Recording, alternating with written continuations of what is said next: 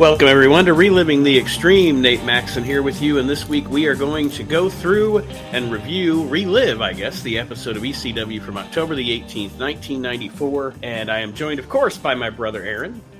What's up, people? And everyone's favorite dairyman, Mr. Chad Austins. The milkman cometh, buddy. Chad. Too bad I wasn't a milkman back in ECW. 911 could have, you know how great that would have been? Just walking around selling milk by the cartons. I picture the old-fashioned glass bottles. That's what I picture. The old glass bottles. All right. Well, I'm the guy that goes around and collects the empties. Taking a choke slam. Milk goes everywhere. Right. I am now, man. If that happened today, it'd be milk everywhere. Well, like I said, everybody, we're discussing the episode from October the 18th, 1994 of ECW TV. And we'll get into the reasons why. I actually did like a lot of this episode. There's some goofy stuff, but one thing that I have noticed, and you guys tell me if you think I'm wrong before we get into this, and also we'll get into a paragraph or two of Chad's Wikipedia page, because that's going to be a segment we can roll out over a few weeks, but. My wife's just shaking her head over here. Fact checking your. What's that? We'll start it from the top. Start from the top. Do a couple paragraphs a week. But anyway, do you notice as we watch the show, especially lately, the past couple of weeks, the roster is starting to look more and more like a roster of actual stars. You know what I mean? Like. I don't know. I noticed it the most when I saw Cactus and Sabu get in the ring for their match, and we're going to talk about it later. But it's just like, wow, these guys have so much more of a star presence than the roster that we saw like 6 months to a year ago. No, of course it did. Yeah, it's just I don't know. I mean, I don't know. If this is the era when Czech started? It has to be kind of the era when Czech started bouncing, because I'm not. I mean, I don't know. I mean, I'm not even there a whole calendar year yet. I mean, still. Mm-hmm. Like, I'm gone and, and literally, I'm sure, like, a few months or whatever. I don't know by the time we actually discussed it. But, yeah, my last stuff was in 96. So, you want to do the Wikipedia thing first? Get that out of the way? I think it's going to be fun. Because I want to see how much you're going to be like, that's bullshit. Like I said, I had nothing to do with it, and I feel sorry for the person who took the time out to make it. What are we going to read about Chad's early career? Yes. Oh, good Lord. All right. I hope this is the one with the names. I can read it, or you can read it, Aaron. It doesn't matter. Whatever you want to. It's up to you, man.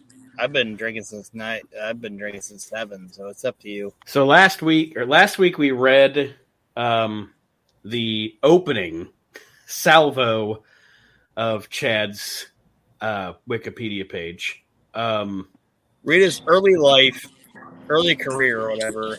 1991.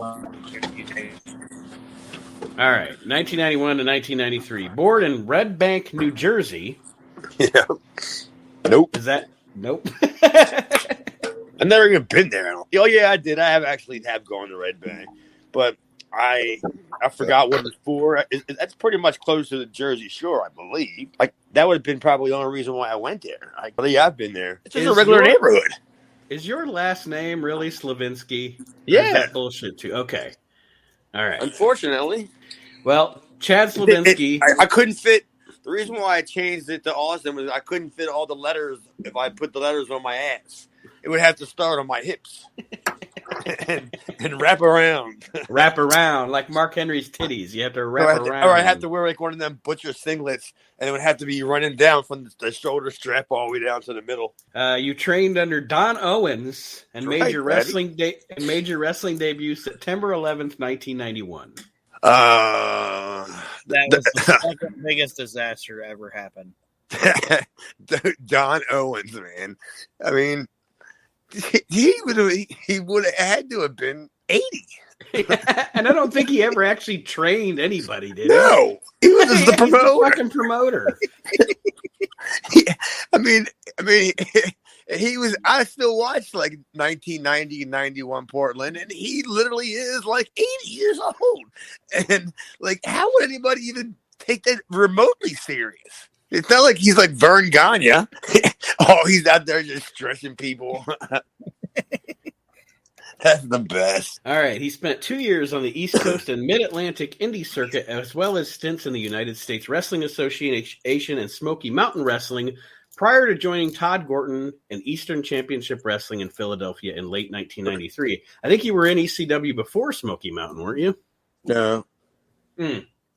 Because remember when I came back and I did the thing about Smoky Mountain on ECW TV? Oh, shit, yeah. That's because I had already went there.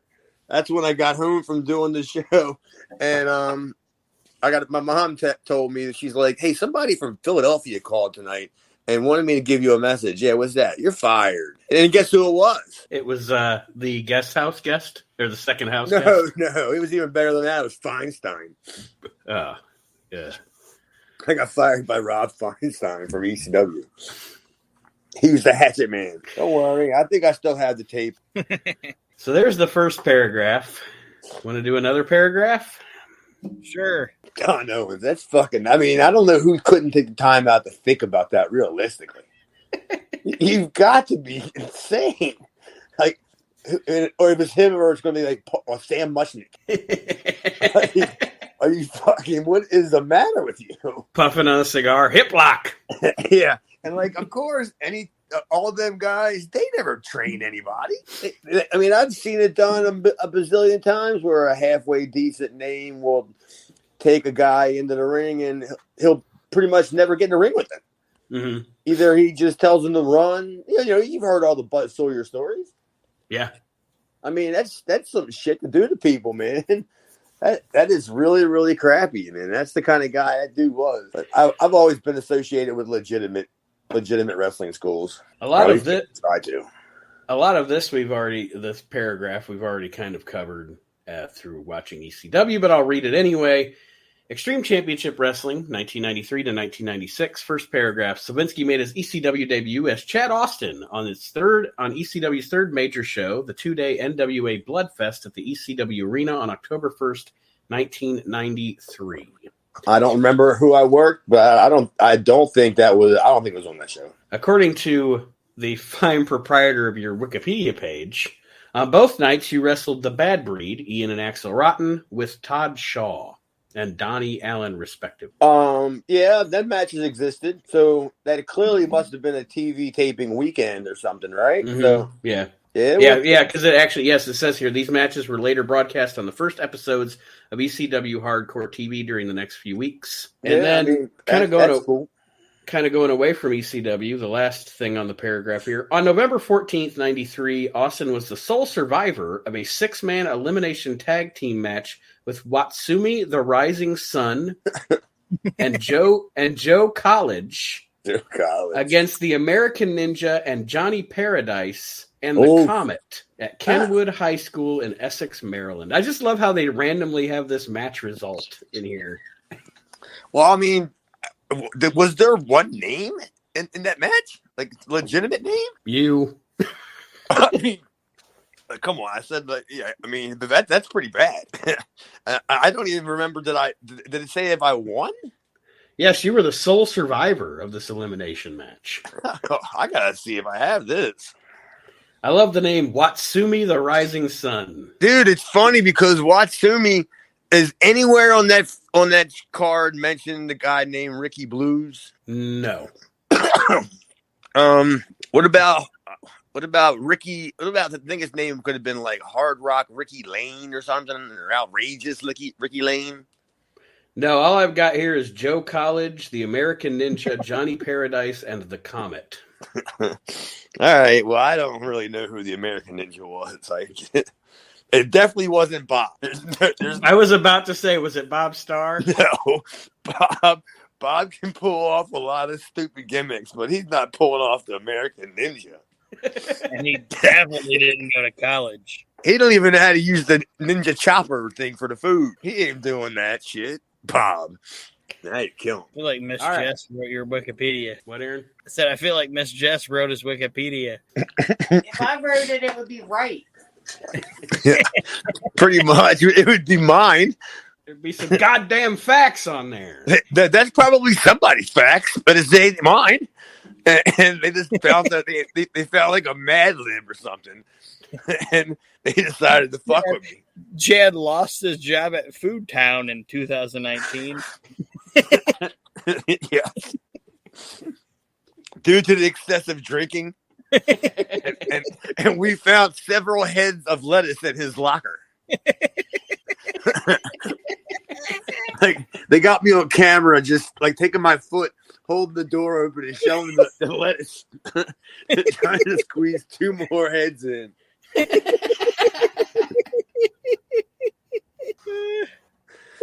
Oh, I'll tell you, man, it's a show. All right, we'll put the Wikipedia away for the week. We'll get back into it again next week. I'm going to turn this into something. This is going to be like 10 fucking weeks worth of shit. All right. Fucking guy. Trying to be professional. Put it back on the rails. All right. We start the episode of ECW October 19th, 94 with a video kind of recapping everything going on with Sandman set to music that didn't make any fun to have. Oh, man, what was the music that they really used? It sounded like something from the song on the WWF network sounded like something from like Charlie and the Chocolate Factory, like when he's like, oh, whatever. But I don't know what they were using on the ECW show, because I tried to find it, like I YouTubed it, and when I YouTubed the show, it was just a YouTube copy of what the WWE network did. So I was like, I don't know what this fucking song was. I wonder. I mean, I'm pretty sure I have it, but I just have so many spindles of everything that it would probably take me a whole day, like a work day, like 6, 7, 8 hours to go through them all. But I'm pretty sure I have and if not every, I have like 98% of everything that ECW ever. I mean, even hardcore with the fan cams or whatever. Yeah. I think I have all of them. I got them from the Judge. And it might sound dumb, but looking at the time frame of the show and what they were trying to do, I think I could be wrong, but I think they might have used November Rain. Oh, okay. Could be. Well, I mean, I don't know, because don't they usually put the graphic up? Like if it's a copyrighted song, don't they usually put courtesy of Geffen? Yeah. But do they...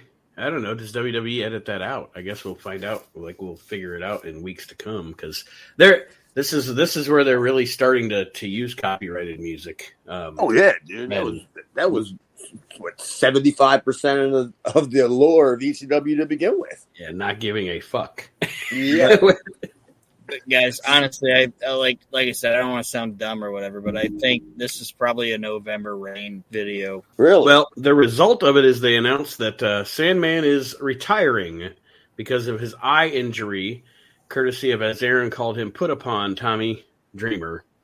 And that is the announcement. And we're going to kind of see a story going through the episode about this, with, and we'll get to it, but people kind of abandoning Sandman, shitting on Sandman. Because really, in retrospect, why would you feel mercy on it? But anyway, well, I guess maybe you would. Aaron always says he's kind of the baby face of the situation. Sandman's the baby face in every fucking angle he's been in. Yeah, he's still supposed to be the heel. Yeah. I mean, well, obviously, definitely we're getting closer to where he becomes like the real Sandman. Mm-hmm. You know, when the enter music comes out and he does the whole crowd thing. I mean, that's coming up pretty soon. It has to. I mean, I don't have any idea what's on the horizon as far as the next few shows, because they're all just kind of like a blur to me. And I kind of remember things by like what ring they're using. Right. Oh, I remember that. That's Teddy's ring, or that's Max's ring. You know what I mean? So I look at it kind of like that. The next thing on the show, we go to the Public Enemy against Tony Stetson and Rockin' Rebel. We haven't seen Stetson in a while. And essentially probably not going to see him a whole lot more after. I'm sure the next time you see him, it's probably me and him against 911. The gist of this match is that the Public Enemy is just beating the shit out of Tony Stetson with baseball bats, and Rockin' Rebel's laying on the outside of the ring, pretty much. Oh, yeah. Rebel didn't want any of that nonsense. Rebel's smart. He's like, oh, hell no. Like, Stetson's leaving. and little did Rebel know that he was right behind him. Yeah. One of them's yeah. Well, I was gonna say one of them's clued in, and the other one isn't. Yeah, he's like, oh, look at that shit. They got rid of fucking Stetson. Oh, that's fucked up. All right, buddy. Well, you can fucking go join them. Oh, that's all. That's even more fucked up. Yeah. Oh, brother, come on. I'm pretty sure that I'm willing to make a bet that happened. Oh, come on, brother. You know, like just I could just hear Chuck begging. Not, but I don't know. Maybe there was, but something happened. Bad blood. Because Chuck wasn't like really. Chuck was in it for the money, man. For real. He wasn't in it for any of the bullshit like fame or anything. He just wanted to get paid. Right. He was all about money. Aaron, any comments on this Public Enemy thing? Love me some rockin' Rebel. I'd like me some Rockin' Rebel too, and it's like you guys said, like Rebel saw that Stetson was getting his ass beat. He rolled out, and it probably wasn't like necessarily something they told him to do, but he was just like, I'm going anyway. I'm going anyway, and if they change their mind, I'm not going to be on fucking camera getting my ass kicked. Get murdered. Yeah. So let Tony Stetson get fucking murdered. And Stetson he actually looked completely different than what he looked when he was in fucking Cabrini. He did. I mean, I'll take your word on that, man. Like, he didn't have the long hair. He had short hair. He was in different. Oh, yeah. I got you. But I think this was Rebel looking at, oh, okay, these guys are going to beat me down with baseball bats or do whatever they're going to do, and I'll just drop out and let fucking Stetson take the heat and let him be on TV getting his ass whooped. Yeah. Too bad I never thought that way. I always ran in for an extra choke slam. Come on, man. You only did 3 this time. Yeah, you know what? That's more fucking TV time. Come on. Yeah, that's what I'm talking about. I mean, of course it is. I'll take as many as you want me to take until they start not feeling good.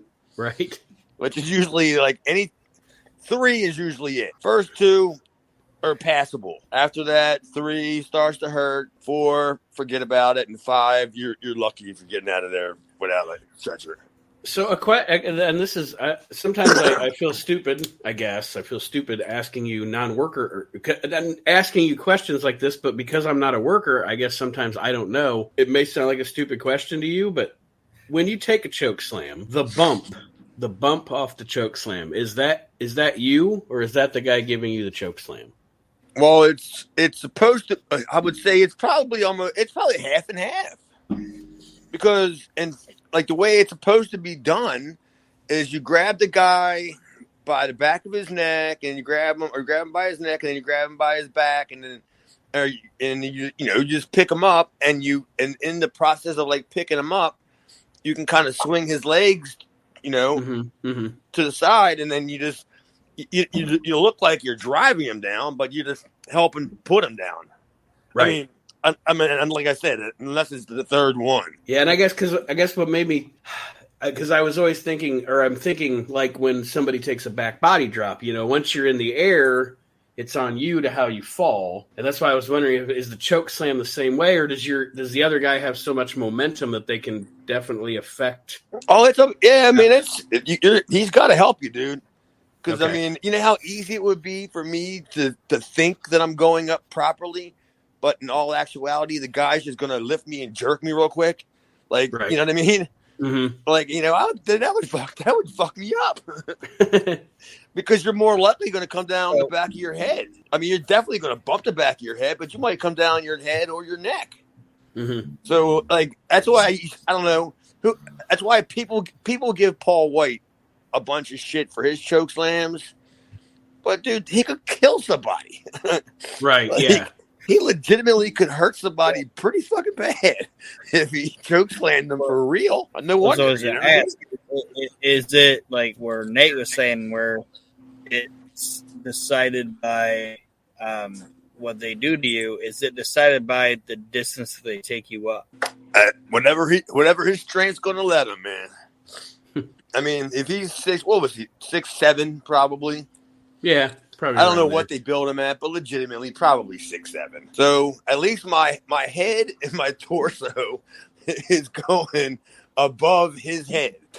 That's about how the first 1 and 2 go. Mhm. And then after that, it becomes more of a push. Like I jump up and like push off of his forearm. Under the shoulder. What's that? Like the first one might be like above the shoulder, but maybe when you get to like 3, he's like at armpit level. Oh yeah, There he loses that strength drastically. That's why I can't believe we never got to him and Big Cat feud. We never saw a match, did we? Oh, or he just got chokeslammed. No, yeah, there was no match. And if there was a match, it didn't look like a match. Oh, poor Big Cat. So after this, after the Public Enemy thing, Joey is going to do an interview over the phone with Woman concerning the Sandman. And as always, Woman's great. Fucking fantastic. Yes. Essentially, the gist of it is, this client has served his purpose, and I'm moving on. Right? I mean, I love how she mentioned like all the people that she managed, and I mean, and everybody knew about Kevin. So and it was like, but in Doom, that was that would somehow be, I don't know why or what it was about it, but that was one of my like favorite angles, especially of that era. Yes. I mean, because you had no idea like who anybody was, you know what I mean? Mm-hmm. And it was definitely probably pre like real internet. So all you had to go by was what every Saturday when you get your mail and it fucking says Campbell, California on it. And who knows how accurate that shit even was. I thought this shit was funny because Woman was like, I managed Kevin Sullivan, who's my husband. And then she says Ric Flair, Doom, and then I managed the Steiner Brothers, and then she ends her resume with DC Drake. I wish he would just went on and the names just got worse and worse. Like, you know what I mean? Just keep going and just start making up names. Just, hey, see what I've done here. I made all these people, some of these people stars. She's like, I managed Kevin Sullivan, who's my husband, Ric Flair, Doom, the Steiner Brothers, DC Drake, and then she could have been like, the Canadian Wolfman. Hervé Ernesto. Hervé Ernesto. And Ernesto Beneficio. She lists them as 2 different people, even though it's the same guy. She's like, I managed Watsumi the Rising Sun, American Ninja, the Love Bug, Toxic Waste. I also managed Hollywood Bob Star. Bob Star. I managed a Walgreens. Archie Mitchell. Archie Mitchell. I had to get mine in. Yeah, she managed a Walgreens. Holy shit. Did she ever win Manager of the Year? Oh man, if Woman I managed Chad Austin in a dairy department. That's right. Overnights.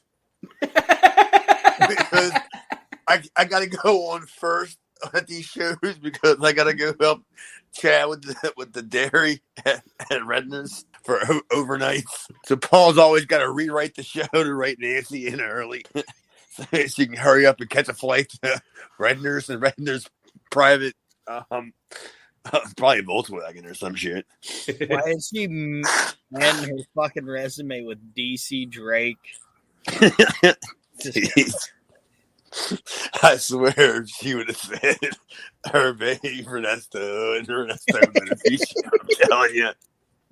That would have totally been the best. And then Hanson murdered him. And I just had to be like, oh, no. Who's that? When Stan Hansen murdered Hervé Ernesto, I had to walk away. Dude, that was supposed to be me. I know. That's the greatest thing of my whole entire wrestling career that never happened. Because I can tell you that was what it's going to be ugly. And I legitimately had just ran to the back. But I always kept thinking about, you hear the stories like, it's safer to take a beating out here. Because you get into the back when you fuck up somebody's shit. Oh, that's even worse than what happened out there. So I was like, I just better take this shit. But luckily it didn't turn out to be what it was supposed to be. Like I said, Woman essentially is blowing off Sandman in this promo, which is great. You know, again, this guy is he's worn out his use to me, and I'm going to have a new client at November to Remember. So, as always, good stuff from Nancy. And then we get recapping the Extreme more as we look at the angle from last week with Born Again and Scorpio, which was good, but I didn't need to see it again. Recapping the Extreme. That is classic. That is really good. And then we get a promo from Scorpio talking about the happenings from last week. And, of course, as we have documented on the show numerous times, Scorpio, great wrestler, not a great promo. Talking about the situation from last week where Bourne put the doink wig on him and, welcome to my hell and blah, blah, blah. He calls it the so-called green wig mask. It's not a mask. It doesn't cover their face. It's not a mask. Yeah, that's what he calls it. He says you're this so-called green wig mask. So there's a long way to get there naming that thing for Scorpio. Yeah, I always appreciated Matt Bourne in ECW, man. I say it every time on every show that he's on. That I don't know what happened. I'd like to know more about what happened. Right. Yeah. But Matt Bourne's he's not alive, right? No, he's dead. Yeah, and then what's Paulie gonna say? He probably don't even fucking remember. Right. Yeah, he's like, what did he work with Tommy Cairo or something? I employed Doink. I don't think I ever paid him. Bob Starr. He probably did. That's one of them deals, man. Bob's gonna get $250 for Doink. And you can give him whatever you want for Bob Starr, but it's what he's getting for. I'm getting $250, Daddy. And then he tries to weasel out of giving any money back from any of these gimmicks. But I want all my gimmicks. Like he's gonna go home with an extra $200. The only person in line for 8x10 with Bob Starr anymore is me. And he only lives a few blocks away. I can just walk over there. Now he lives a little further away than that, but he don't live far from me, dude. He lives in a classic neighborhood, just like I do. Aaron, any comments on the Scorpio promo? No, it sucked. It was a bad promo, and that was my thing about Scorpio was dude was fucking fantastic in the ring, great worker, but promo-wise, just fucking terrible. Well, I thought it was, from my notes, apparently I thought it was tremendous. And I don't know, I didn't put like a smiley face or anything next to it. So just from what you said, it sounds like I meant tremendous as in it was awful. You know what I mean? Yes. And like Two Court cannot cut a promo to save his ass.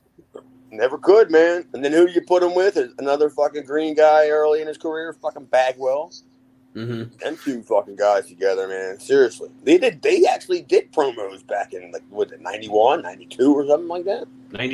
92, 93, yeah. They actually did a bunch of promos back then, because I remember hearing them. And just be going, what the fuck are they letting these guys do promos for? Whatever. This is not, I don't know, never mind. I forgot who was in. I'm just trying to think of where we're at in the hierarchy of ECW at this point. Like, who was really booking? Right? Paul's booking now, right? Todd's gone. Oh, yeah. Yeah, no, Todd's not gone yet, but Paul's definitely booking this. All right, so Todd's just cutting the checks, basically, or paying the checks. Yes. Paul's cutting them. That's about it. Paul's not mailing them. Todd's cutting them, but Paul's not mailing them. Joey comes back on again, and he's talking about the Sandman. And now we're going to go to, he's going to interview Tommy Cairo. Fuck yeah, he's growing some vegetables. Yes, he is. Tommy Cairo. He's going from Iron Man Tommy Cairo to Green Thumb.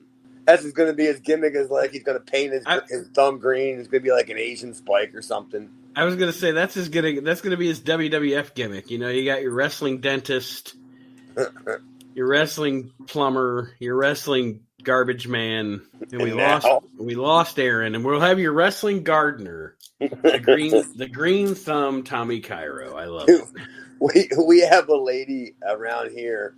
Like, we really have it's like a super Walmart of a nursery.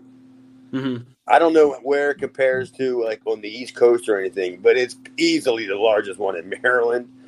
And we have a girl she comes on, she has a news segment, like, once a week or whatever on there, and she's always talking about the shit that she's growing. Like, I don't know. I used to have a vegetable garden, but that shit is not. You gotta take care of that shit. It's like Oh yeah. Around here in Ohio with like the 4-H thing and everything, it's like, oh, you got the biggest pumpkin in Ohio and stuff. People are proud of that shit. Like, look at this big goddamn pumpkin. Yeah. I just want to grow eatable tomatoes and cucumbers. Yeah, ain't that fucking hard. I mean, you got to do a whole lot. You actually have to go get them. After you get them, you only need like a little tiny hand shovel. Like you're not digging out fucking of a prison or something. These people and their big fucking vegetables, they're so proud of them. And it's like, the guy has the world's biggest radish, and there's like little kids all posing by it and everything, and they're all pointing at it. A bunch of "I Love New York" t-shirts. Fucking idiots. Anyway, Jesus Christ! Like now in my little, not, I don't want to say older years, but like my midlife years, like when we go somewhere that's kind of like monumental or something, I'll do the cheesy picture with whatever. You know what I mean? Yeah. Like if I go to Philadelphia again, I'll gingerly walk the Rocky Steps, and I'll do that. And, but I now I'll do it just because I'm just old. And I wanted to see if I remembered what it was like. Like we have a bridge around here. It's like, I don't know. It's like maybe 2 3/4 miles, this bridge. Mm-hmm. And every year they have a walk. It's for like, you go out and you get sponsored, and then you go out and get people to sponsor you. Okay. And dude, and they don't come around following you with golf carts in case you fucking fall out. You start that bitch on that bridge and you ain't done until you get to the other side. It's brutal. Like, because it's like watching like the New York Marathon when it first starts. And you see this big mass of people, and then 3 hours later, you look and you only see about 40. I mean, you start hearing like the medics they ride up there they have like bicycles with like rickshaws on the back of them. They're just bringing out their dead. Hauling them off, and they got these big walkie-talkies. It's a fucking scene. You ought to see this shit. They really haven't did it since COVID, because you can't get that many wrestling fans crammed up on a bridge of that size. That's not good for business. Yeah, half of these people are like, I'm gonna go home and try to grow the world's biggest fucking carrot. Yeah, this ain't for me. Like literally, they don't come around in cards and see if you're like, bring out your dead. They don't go around and do that. So once you get on that bitch, you're on that bitch. You might, how they do it in the marathons where there's always some jabroni that can't finish, and then some other ham bone will come pick them up and like escort them across the finish line, but they'll still win. But she finished. Could you imagine if they just let them go? That's what I would do. I would just let them go right before I cross the finish line. You're so close. So close. To be a second. Oh, good Lord. Was there ever been like a good heel wrestler runner in the wrestling? Mr. Fuji at WrestleMania 4 or WrestleMania 5. What? the thing they do with Fuji at WrestleMania 5 where he's supposed to run the 5K, and then he does a thing where he cheats. He kind of shows up at the finish line at the end, but he didn't actually run the race. Oh my God, Mr. Fuji. Yeah, and the Islanders were there like, oh, good job, buddy.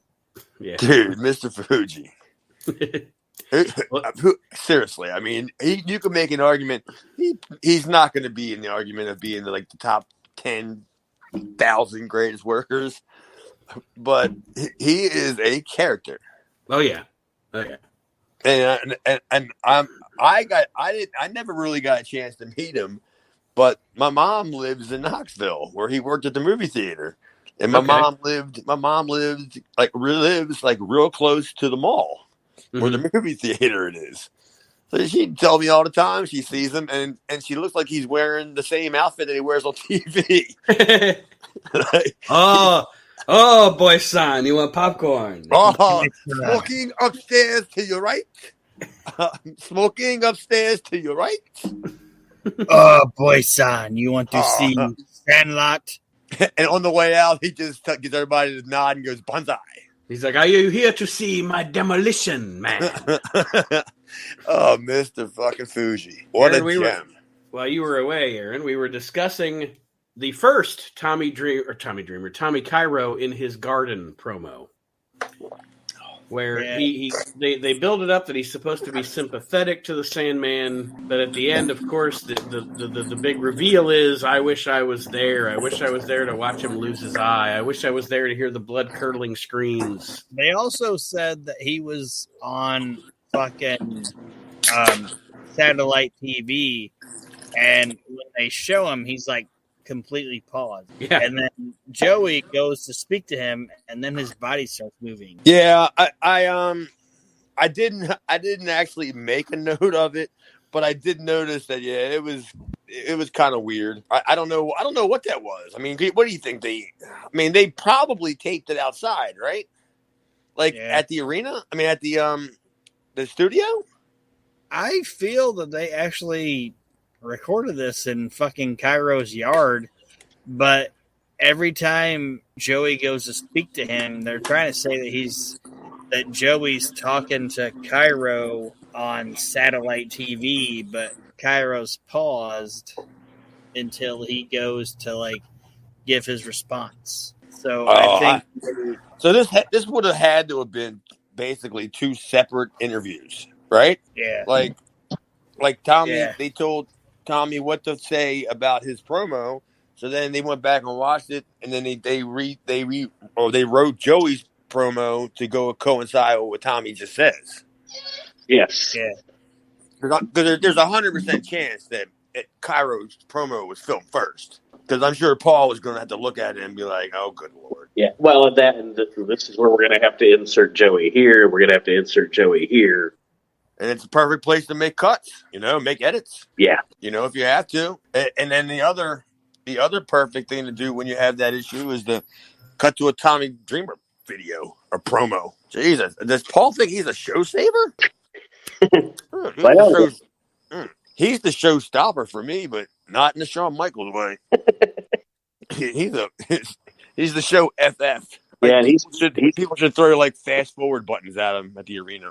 He is definitely coming up here soon, Mr. Dreamer. Before we get to that, though, we have Ray Odyssey and Chris Benoit. Should be a good match, right? I enjoyed it. I thought they had a good match. And it's two good workers in the ring. Benoit, I don't know. Sometimes I see so much of the Benoit stuff from WCW and the WWF that you see him younger in Japan or in ECW. And I'm not saying that he wasn't great, but you realize how great he was when he was younger and how much just like a clone of Dynamite Kid. It's insane. Yeah, man. That was a pretty decent match. Like I actually knew Ray Odyssey before he got there because we used to work for Carluzzo. Mm-hmm. He was a constant Carluzzo guy, like almost every show. And I like his gimmick because I love Fast Times at Ridgemont High. I knew exactly what he was doing. Right. Yeah, that was definitely what he was going for. Aaron, anything on the Benoit Ray Odyssey matchup? Yeah, I think they did a good job. And Ray Odyssey is a very underrated worker. He can always go back to working for Carluzzo.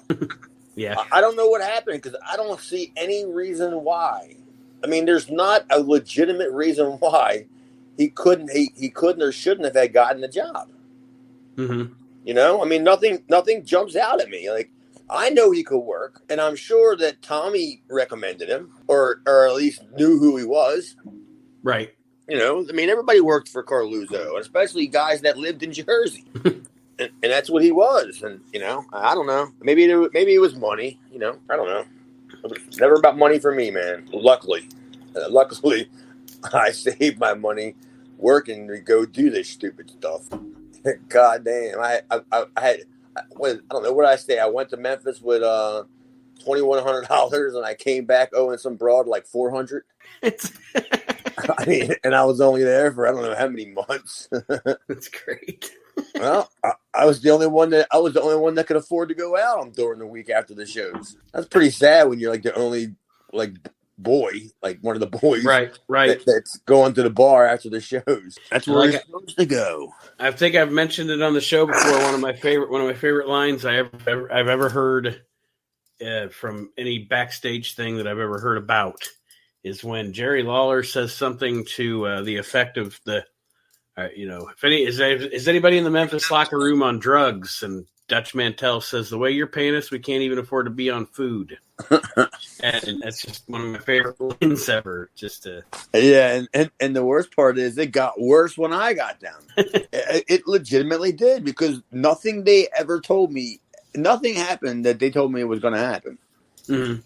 I never made close to $40 a night. Wow. I mean, and that I was working like when I actually physically worked for Lawler / Jarrett, mm-hmm. It was only a few spot shows, like not too far from where I was staying, because I didn't have a car. I basically had to borrow my friend's car that I was staying with, so I could only do like some of the closer spot shows. But yeah, I was getting paid like $8. Really, seriously. Jesus. I should be giving you $8. Yeah, I was gonna say that's pathetic. I would have liked it better if he was just hand me the hot dog and a half drank Coke. I would have taken that, because at that point I needed a hot dog. That's all, because I can't afford to fucking eat. Right? Yeah. Give me free food at least. Like that's the whole start of a career. You gotta need something, and then you gotta go find a way to get it. So now I needed food, so I had to go get a job so they could pay me in hot dogs. So then I somehow had to keep working there until I had enough hot dogs that I could start saving whatever money they gave me. Yeah, I mean, dude, how bad is it that I literally had to get a job and work for about 2 or 3 months to save up enough money to go lose it, and basically knowing that when you got there, because once you get there and you find out that they ain't paying, well, what did they tell you they were paying you? Shit. Yeah, you ain't gonna see that. And especially if you're the green guy around here, you ain't gonna see law at all. Right. You're not even gonna waste an envelope with your name on it. Well, Benoit wins this match with a flying headbutt. Good match between Benoit and Ray Odyssey. And then we go into Tommy Dreamer interrupts Joey Styles. Well, he kind of interrupts him during the middle of that match, but so now Tommy Dreamer's involved. We got Tommy Cairo, and essentially, Dreamer's being melodramatic here. He's very melodramatic and ridiculous. But Tommy Cairo, I think Tommy Cairo's promo is pretty funny. Oh, it's fantastic. Who, Cairo, you said? Yeah, That's exactly what I wrote. Cairo is funny. Yeah, and actually, we're gonna try to play. I can try. I'm gonna try to play some audio from it. Can't believe that I just put over a Tommy Dreamer promo. You didn't. You put over a Tommy Cairo promo. So that's good. All right. I can tell you where the Tommy Cairo promo is the best. Well, let me play some of this. Okay. Like, now what do you want? We're back. The salad has been reconnected. We have Tommy Cairo from his back. Did he say the salad? That's what it sounded like. This ain't funny. Funny? You want to see funny? I'll show you funny. Hold on. Wait. Who's this? Oh, my eye! My eye! Oh, my eye! Seriously. That's funny. That's hysterical. Hello. Hello. Peppers, whatever you want, we got it. Fresh fruits. Nate, rewind it back, Nate. Rewind it back. I want to hear him say it. Hold on, wait. Who's this? Pause I love the. Pause it. I love the tomatoes, peppers. No. Listen to him say fresh fruits. Play it. All right. That's funny. That's hysterical. Hello. Tomatoes, peppers, whatever you want, we got it. Fresh fruits.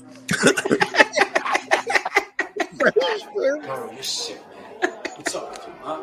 What's up with you? Oh, shit. What's up with me? I'm sitting here in my yard in this beautiful garden, enjoying my vegetables, my fruits. After all this whole month sitting here, tending to the garden, I'm enjoying the fruits. And you know what I enjoy the most? Sitting around here all afternoon, eating peaches. No, Jesus No, Christ. Cairo, you did not. Pause it. This whole entire feud is revolving around aisle 9A. Tomatoes. Rewind it. Nate, seriously, go to 2504. Dude, that's great. Tomatoes, peppers, whatever you want, we got it. Fresh fruit. Fresh fruit. Fresh fruits. The way you said it, fresh fruits. Oh, do we even have to do the ham bone of the week? Baby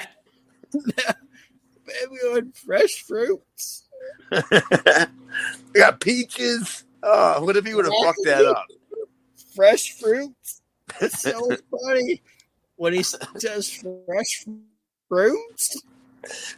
All of a sudden, man. Tommy Cairo is a haberdasher.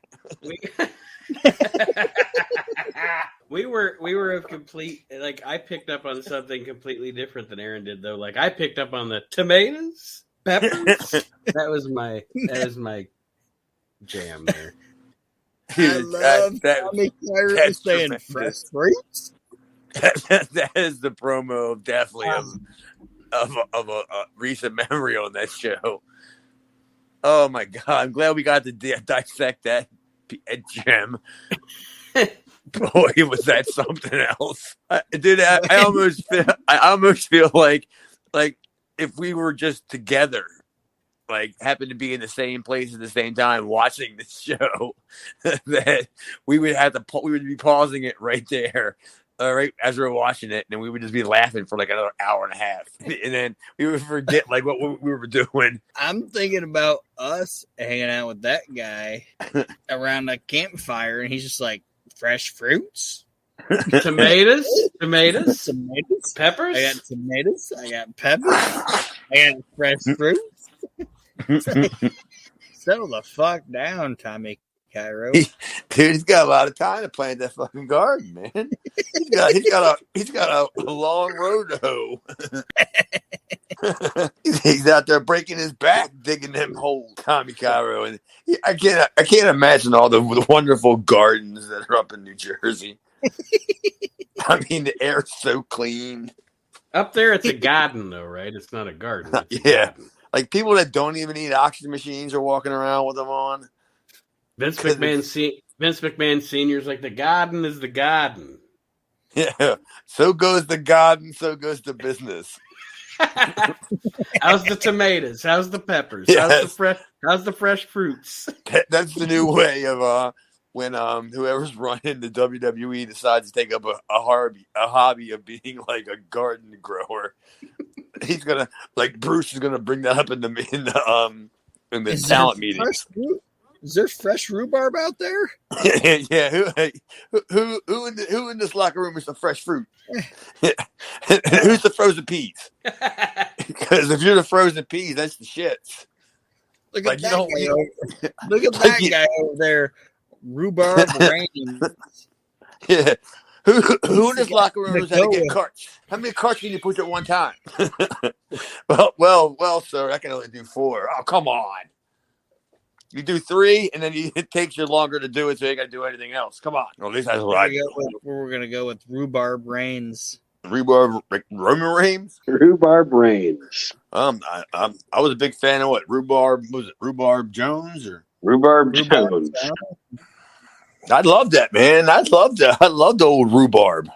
I didn't know he was like a big. He was like a big AM radio star in Atlanta. That's like one step above being on ham radio. Ham bone radio. Yes. You eat Rhubarb Jones was PG man cow. Oh, I mean, no, he wasn't even in that genre. He was more of a straight news dude.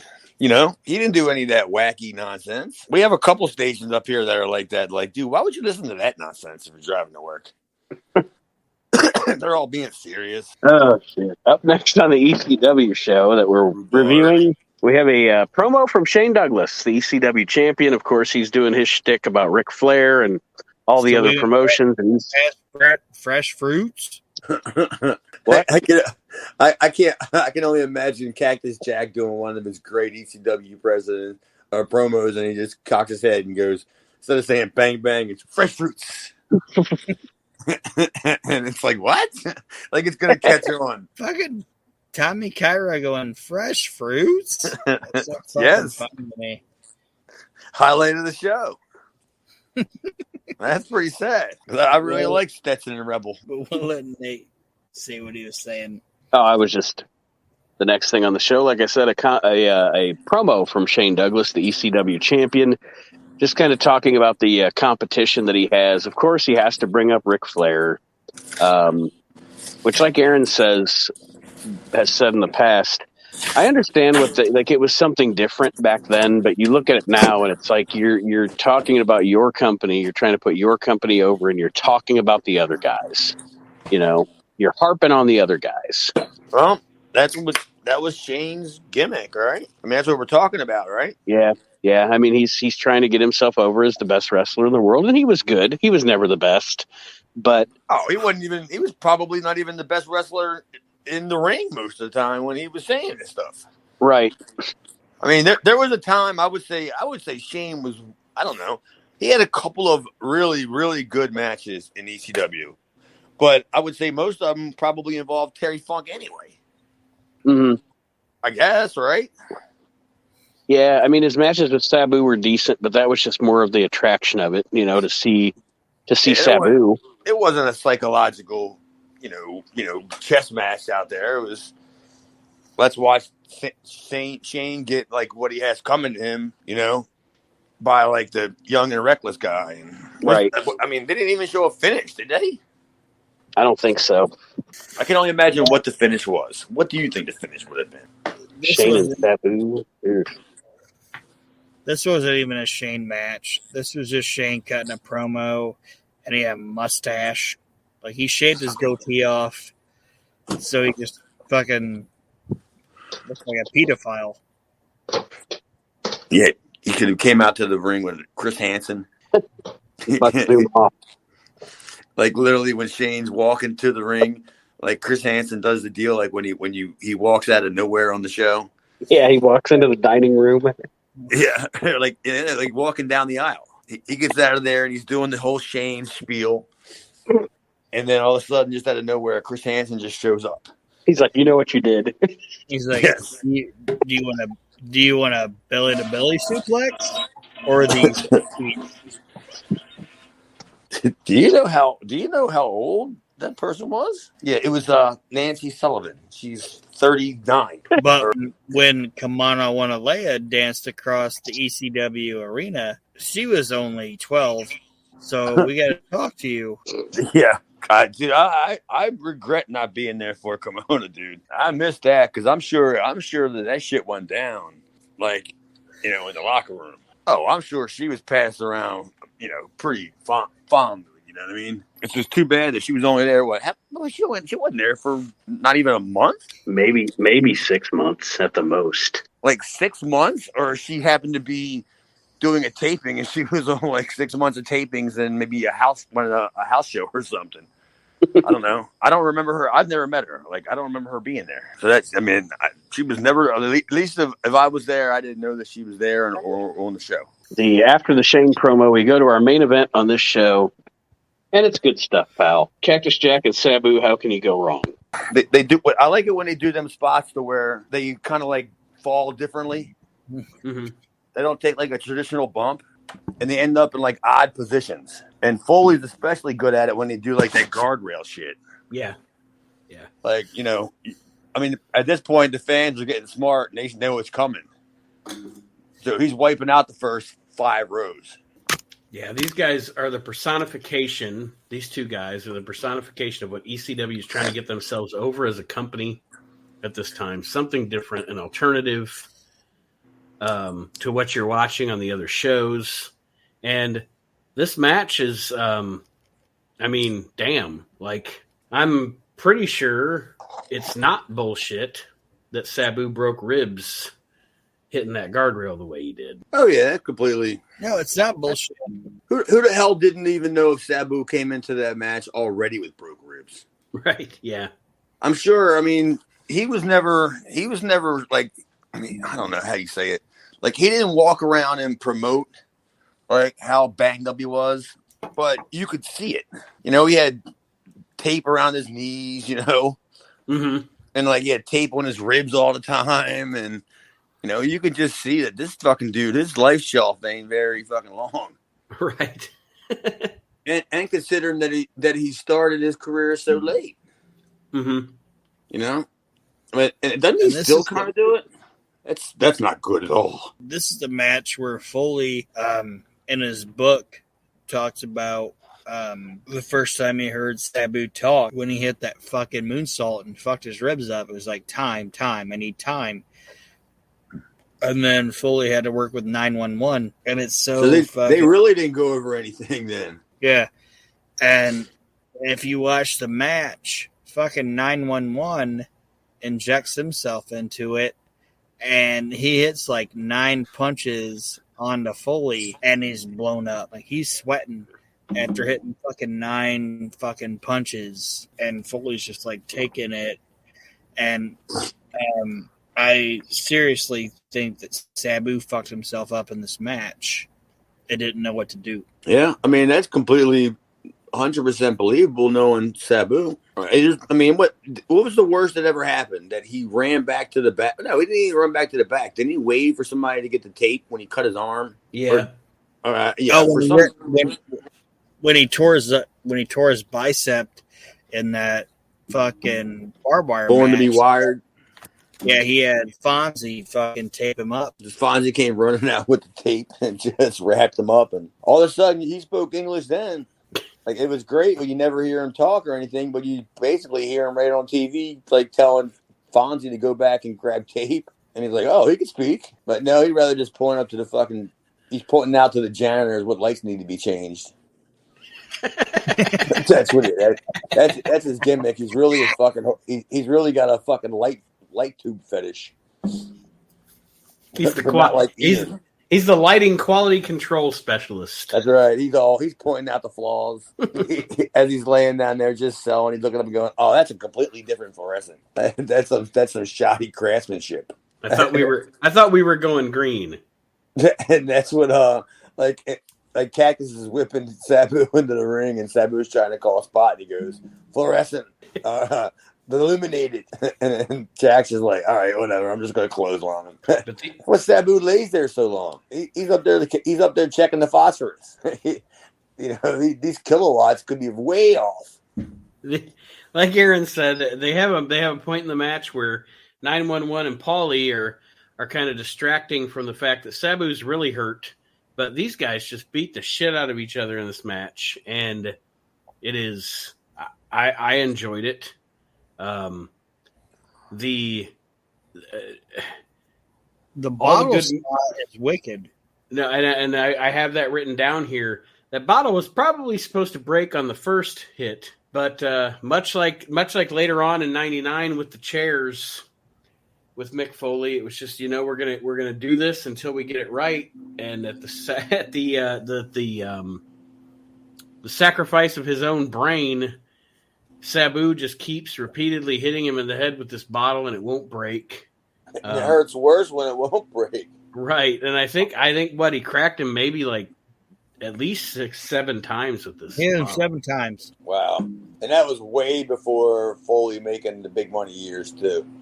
Yeah. This definitely wasn't the first ridiculous thing that he's done, but it ranks up there. Every other bottle that you ever see used, it was work. And basically, you could always tell by the way it broke. You know what I'm saying? Mm-hmm. Like, didn't Kevin Sullivan do a mulligan? Yeah. That was the worst. Yes. That was yes. Single-handedly one of the worst executed angles ever. Because you could clearly see Sullivan's hand was nowhere near Mulligan's eye. And then while it's like 2 inches away, all you do is see Mulligan gigging himself. And it's like, this is ridiculous. Who's the director of this? Why isn't somebody saying, like, pull away? You know, switch to a different camera. You're showing the guy gigging himself. Oh, good Lord. Outlaw Mud Show. Yeah, that's funny. You took the words right out of my mouth. I was going to say that's some Outlaw Mud Show bullshit. But yeah, overall, like I said, this match was a good way to end the show. Sabu winds up pinning Cactus Jack after Jack kicks out of the split leg and many other attempts from Sabu to pin him. It's the bottle that eventually puts Cactus down. And we are heading to, these guys are going to have, or supposedly going to have another match at November to Remember. And we'll find out if I'm right or wrong, but I'm pretty sure, I don't know if that match happens because I think Benoit breaks Sabu's neck before they get there. Yeah, we'll find out. Yes, we will. So overall, guys, but we've had some connection issues tonight and such, but it's been a fun show as always. Aaron, thank you for the belch. And what is your final verdict on this episode of ECW, Aaron? C+. Yep, still a C. Not even a C+, just a regular C. It was, a decent show. Tommy Cairo promo was the highlight. But no, and in all seriousness, I mean, Jack and Sabu obviously. No, hey, don't disregard it. Fucking Cairo's promo. It was honestly the best thing on the show because like they were like trying to give sympathy to Sandman, and why would and they were like, oh, let's have Tommy Cairo come on here. Why would he give sympathy for it? And he did a great job. Yep, I think he did a fantastic. I think that Cairo shit was the best stuff on the whole show. It was funny. It was engaging. I didn't want to stop watching it. We rewound it like 4 times. So yeah, I mean, You're right. It was entertaining. I'm going to reach out to Tommy Cairo and find out what kind of moss that he did because I'm definitely rethinking about growing a garden back in the backyard again. Yeah. Tomatoes, peppers. That's right. Whatever you want. Fresh fruit. Fresh fruits. That fresh fruit shit. It's fresh fruits for rotten vegetables. It's a fantastic Grateful Dead record. If you can find it, it's worth a listen. It's only about 9.5 minutes. And it's like 17 songs. Well, that being said, gents, we will wrap up this episode of Reliving the Extreme as we're heading toward November to Remember. And I think, like I said, again, we're going to find out, like Chad said, we'll find out. I don't think things go the way they want it to as far as Sabu goes, because I'm pretty sure the Benoit breaking his neck thing is happening here very soon. But we will find out. And any parting words for our listeners, Mr. Austin? Negative. Aaron? I do have. Just listen to us. If you enjoy our podcast, listen. Who's the ham bone of the week? Oh, who's the ham bone of the week? I would say us. Yeah.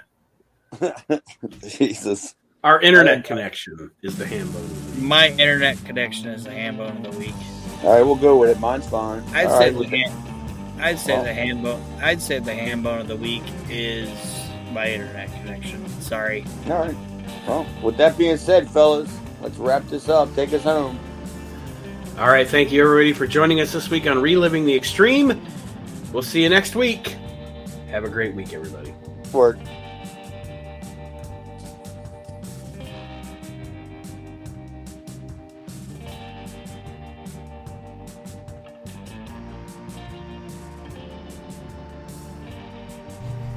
Reliving the Extreme is a production of Maxin' Out Media, all rights reserved.